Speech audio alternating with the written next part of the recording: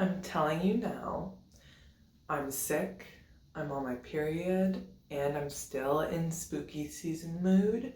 So earrings, sweater, these three things all explain my appearance right now. I'm a little rough around the edges. I just want to relax, do my videos. I couldn't go to work today because I'm sick. So I just got like a bad cough and feeling off. So better be safe than sorry. So, I am Angela from Chaotic Neutral and Dog, technically also cat. This video today, I want it to be me discussing my decision-making process for my Pan That Palette project. This upcoming year will be my third year, the start of my third year doing this project. The Pan That Palette and the Pan Those Eyeshadows were combined into one video for me, so you can check those playlists out. And I'm going to continue doing that for the third year. Last year I showed you a bit of insight on how I made my palette, how I decided what my Pan That palette would be. You can check out that video. I love that video. And this year I also want to do the same, where I just show you a little bit of how I decided what my Pan That palette would be. And to do that, I want to show you the 5 palettes, with the 5th one that I talked to you about today being the one I decided on. 4 of them won't be that Pan That palette, and the 5th one, the last one I show you, will be the Pan That palette. I'll show you in order of like least taken seriously, I guess. I've been thinking about what my Pan That palette would be for months. You just saw it. This is one of the ones I considered, but I've been really trying to decide what my Pan That palette would be for months now. And like throughout the year, you're kind of thinking, oh, this one could be a good one. Oh, this one could be a good one as well. And these are the palettes that I really lingered my thoughts on. And one of those palettes I thought about was Psyche's Box by the Claro Psyche brand. Big reason why I considered this palette was because I knew it would be easy to hit pan on everything. The pans are shallow, the formula is powdery. It really would have been a breeze to hit pan on all of these shadows. Even though the colors are bright and unusual, you know me, I like bright colors, so it wouldn't have been too much of a problem. But what held me back from actually deciding on this being my Pan That palette is because I really enjoy this palette being in my collection a lot. If I ever finished up this palette, I would be sad. And if I finished up a shadow, I probably would be sad as well, except for this black, I wouldn't really care. And maybe the red and the orange, but all the other colors I really enjoy having in my collection. I think several of them are unique and the formula is unique. It's a very buttery, powdery formula that used to give me troubles, but now I figured out how to use them. If I had this as my Pan That palette, I actually think I would have hesitated to use up any shadows to like make really strong progress, because I would want to preserve some of these shadows. Even though I have hundreds of other eyeshadows, still, even though I know I have so many eyeshadows and if I really wanted to, I could buy this palette again, I knew if I had this as my Pan That palette, I wouldn't make much progress.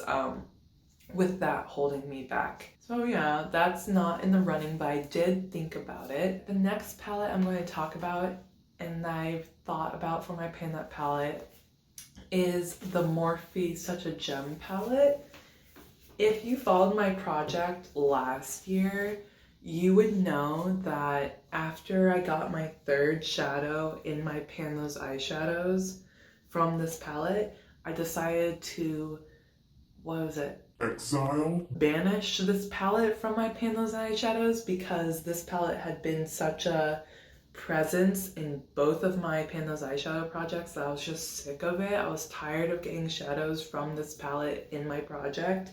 Even though I like this palette, I really do. I love this palette. I recently dived back into using several of these shadows. Last video that I did, I used this gray, I used Perfection, I recently did a look using this one, this shadow right here, these two in a look. I'm falling back in love with it. So I thought about considering it to be my Pan That palette with the goal though, in the past, my Pan That palettes have been the goal to hit pan and finish a couple. This one, the goal would be not to hit pan on every eyeshadow because that's insane to me. I never would have done that. But to try to get as much use as possible and to hit pan on all of the middle shadows and several other shadows, like a couple of the other shadows. These pans, it's actually difficult to hit pan on these eyeshadows. The pans are deep. These middle ones aren't difficult, but like this one, Amethyst Awe, I recently hit pan on. It was so difficult to hit pan on. It took forever. These mattes and like other shimmers out here take so long. Like, look at the depth of this pan. I don't know if you can like tell just because you can't see it in person. But like these pans are deep. But the reason why I really considered this palette for my Pan That palette was because of the versatility of this palette. There are pink shadows, red shadows, purple shadows, silver shadows, and brown neutral shadows. I knew if I went with this palette that I could reach for it every day for whatever. What really made me decide against going for this as my Pan That palette is just the amount of work it would take to track all these eyeshadows. Normally for Pan That palette, I have to track the usage of 9 shadows. For this palette, I would have to track the use of 39 shadows, and that is way too much work. That's what eventually made me not go with this palette. The next palette I'm going to talk about is the ColourPop Sailor Moon Pretty Guardian palette. This palette got a lot of flack, but I actually really enjoy this palette. Aside from the pressed glitter, if I did this palette for my Pan That palette, the pressed glitter would not be used at all. So imagine it's just 11 shadows I would be working with. It's only 2 more than what I'm used to in my Pan That palette. So I was like, that's manageable. And I already have pan on 2 shadows and dips in Justice, which I have on my eyes today. And I love these tones. If you saw my last video where I ranked my pan those eyeshadows shadows that I hit pan on, the top half of my ranking basically is this color palette. Beautiful light shimmers, these pinks, these rich mid-tone shadows. Like these are rich, beautiful mid-tone shadows. This is what I'm into. The thing that held me back, I don't think I would actually get a lot of use out of it for the school year. I am an art teacher. Art teachers get a little bit of leeway, I feel like, on their appearance. It's expected that they look a little weird, and I love that. But I still want to present myself a bit professionally. I want to do colorful looks that are more neutral colorful and not so much bright in your face, bam, hello, I am purple, I am proud. I wanted more pared back and like color showing up in a subtler way. I don't know, I really don't know how to navigate seeming professional for people who are older and being myself in the classroom. But I really thought, okay, probably won't get a lot of use out of it. Also because the shimmers in here are not my favorite. I love Silver Millennium. I don't want to spoil anything, but Silver Millennium was ranked high in my last video. And I've recently experimented with this pink, and I actually really like the impact of the pink. But this goldy yellow and this purple are not high impact and not the best shimmers. So I'm pretty shimmer heavy, and going into a Pan That palette with only 2 shimmers that I really like, not the best strategy, but I really did consider this palette. When I tell you, okay, so I tried to film this video before at my parents' house, but there was too much commotion, everything was just overwhelming me, and I was like, okay, I'm done, I'm not going to try to film another video here. It's just not working out. I'm too stressed out trying to film. But what I did decide to do was swatch everything. So I've been swatching these palettes. Before I swatched, I really believed that the Berries and Cream palette was going to be the palette I was going to go for in my Pan That palette this year. I hope none of you are disappointed that it's not this palette. I really got so much use out of this palette in November and December, and I was like, this is it. I'm gonna pan this palette. I already have 4 pans on it. I can expand on those pans, try to hit pan on these other shadows. I've gotten lots of use on Sugar Cookie, on Chocolate Mousse, on Soft and Sweet, Toast. Like, I've gotten so much use on all of these. I love so many of the shadows. But what stopped me was the swatches. This is the same issue as the Pretty Guardian palette. Realistically, I only like 2 shimmers in this palette. There's only 3 shimmers, and there's this matte that has sparkle in it. I really only like these 2. This is a beautiful honey gold. This is a beautiful pinky light shadow that is great in the inner corner for more cool toned looks. I love those shimmers. Cranberry, don't love. I tried it as a nail polish. It was okay. And again, for the same reasons, if I'm only relying on 2 shimmers in my Pan That palette,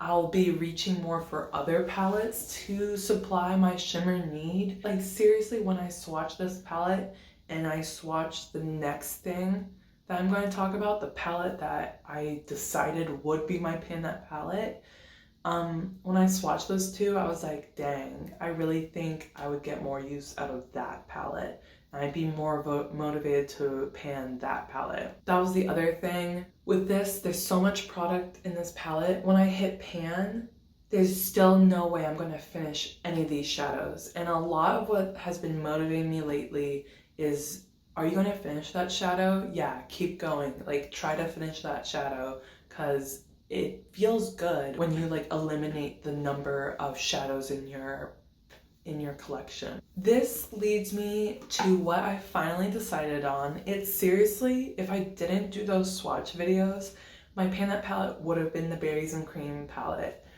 But I did also seriously consider this option, which is again me creating a Pan That palette from my singles. Last year I created a Pan That palette using ColourPop shadows from Chasing Rainbows and Sweet Talk, and then one from Brown Sugar from my first Pan That palette. This year I will also be creating my own Pan That palette with my singles, but it'll be a little different. This will be my Pan That palette. Okay. All of these shadows already have pan in them. You can see that. You can see my phone in the reflection. But all these shadows currently have pan. This one was in my Pan Those Eyeshadows last year. This is Jamocha, which has been in my Pan That palette for 2 years. This is a Too Faced palette from the Pretty Rich Too Faced palette, where I depotted it and I accidentally created this pan, but I've used it a couple times. This was from an Anastasia Subculture, I think, palette. This is Cypress Umber, which was in my Pan Those Eyeshadows just this last year. This one I naturally hit pan on. It's from the Anastasia Modern Renaissance. I think I scraped some product from it to mix in with my Pan That palette from the first year. This I hit pan on last year. It's the Too Faced Pretty Rich palette, Don't Care At All. This was from my Pan That palette last year.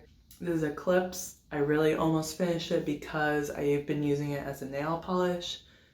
First year of Pan Those Eyeshadows. It's a Tarte shadow. I forget what it's called.